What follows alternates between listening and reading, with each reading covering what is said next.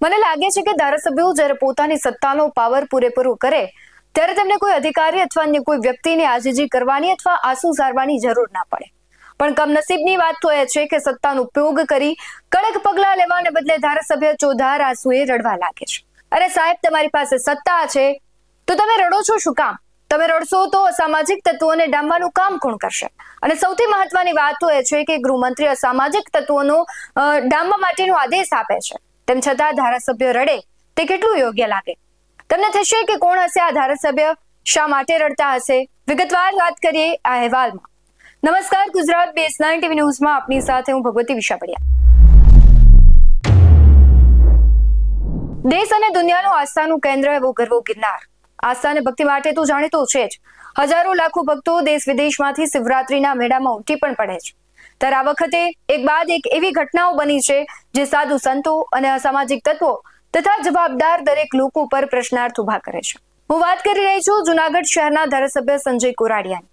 તાજેતરમાં વરિષ્ઠ પત્રકાર દિનેશ સિંધવે ધારાસભ્ય સંજય કોરાડિયાને ગિરનારની ગોદમાં ચાલી રહેલી ગેરકાયદે પ્રવૃત્તિઓ વિશે સવાલ કર્યા. એ દરમિયાન ધારાસભ્ય ભાવુક થયા હતા. પણ સવાલ એ છે કે તમે ત્યાંના ધારાસભ્યો છો, તમે આંસુ સારો એના કરતા એક્શન લો તો વધારે સારું લાગે. એક બાજુ ગૃહમંત્રી ગેરકાયદે પ્રવૃત્તિઓને ડામવા કડક પગલાં લેવાનો આદેશ આપે છે તો તમારે કેમ આંસુનો સહારો લેવો પડે છે? સત્તાના પાવરથી તમે બધું જ કરી શકો છો. જોઈએ વિડીયો જેમાં ધારાસભ્ય આંસુ સારી રહ્યા છે. એ ભૂમિની વાત છે કે જે ભૂમિની અંદર આ વસ્તુ થઈ છે, ન ગમે એક ધારાસભ્ય તરીકે નહીં, એક વિસ્તારના નાગરિક તરીકે, એટલે આવા બનાવો બનતા હોય ત્યારે આપણે ખૂબ દુઃખ થતું હોય છે. અને આવા સંતોના સાનિધ્યની અંદર થાય ત્યારે વધારે દુઃખ થાય કે આ સંતો જો આ પાત્રતા નહીં તપાસો ને તો તમારી પાત્રતા હવે આવનાર પેઢી કાઢી નાખશે. યુવાનો નથી માગવાના તમને, તમારી પાસે નહીં આવે. એને માતાજીમાં શ્રદ્ધા છે પણ સંતોમાં શ્રદ્ધા નહીં આવે. આ રિયાલિટી છે. એટલે આવા લોકોને સમાજમાંથી કાઢવા જોઈએ. ખેદની વાત તો એ છે કે તમે આંસુના સહારે પોતાનું દુઃખ વ્યક્ત કરો.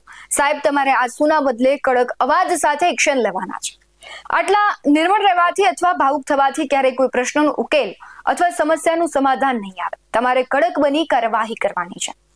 ચાલો માની પણ લઈએ કે એક માણસ તરીકે માનવીય સંવેદનાને આધીન તમે ભાવુક પણ થયા, પણ તમારે ધાર્મિક અને આસ્થાના કેન્દ્રમાં ચાલતા કાળા કામને ડામવા સામ દામ દંડ ભેદ બધું જ અપનાવવું પડશે. તાજેતરમાં જે સવાલ ઉઠી રહ્યા છે કે ધારાસભ્યોનું અધિકારીઓ નથી માનતા. જો જુનાગઢમાં પણ એવું થઈ રહ્યું છે તો તમે ઉચ્ચ સ્તરીય રજૂઆત કેમ નથી કરતા? ગિરનારની ગરિમા લજવાય ત્યારે આ દ્રશ્યો જોતા તો અમુક અંશે આપની લાચારી જ સાબિત થાય છે. મહત્વનો સવાલ એ પણ છે કે શું આંસુ સારવાથી અસામાજિક તત્વો સુધરી જશે?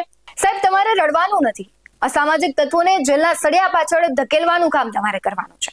સંજયભાઈ, તમે પોતે કહો છો કે તમે આ વિસ્તારના સેવક અને ચોકીદાર છો, તો પછી આ ચોકીદારની હાજરીમાં જ મા અંબાના ધામમાં આટલી મોટી અઘટિત ઘટનાઓ કેવી રીતે બને છે?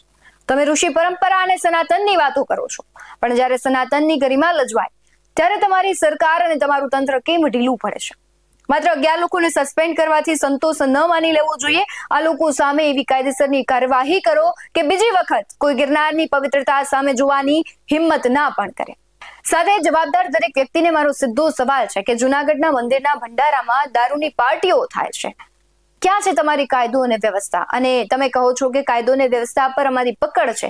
ક્યાં છે આવું બધું દ્રશ્યો? આ દ્રશ્યો છે તમારા મોઢા પર તમાચું મારે છે. ધારાસભ્યશ્રીને જનતાએ વોટ આપીને ગાંધીનગર એટલા માટે મોકલ્યા છે કે તમે અન્યાય અને અધર્મ સામે અવાજ ઉઠાવો, નહીં કે કેમેરા સામે આવીને તમારી લાચારીની વાત કરો. ગિરનાર માત્ર પવિત્ર એક આસ્થાનું કેન્દ્ર જ નથી.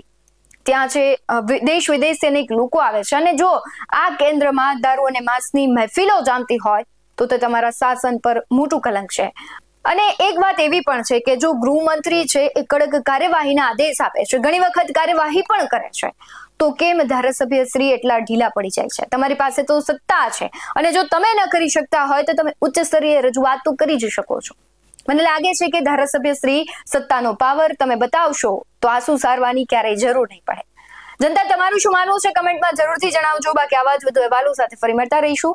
તમે અમારી યુટ્યુબ ચેનલને સબસ્ક્રાઇબ કરવાનું, અમને ફેસબુક અને ઇન્સ્ટાગ્રામ પર ફોલો કરવાનું ભૂલશો નહીં. બાકી અવનવી અપડેટ્સ મેળવવા માટે આપ જોતા રહો BS9 TV ન્યૂઝ. નમસ્કાર.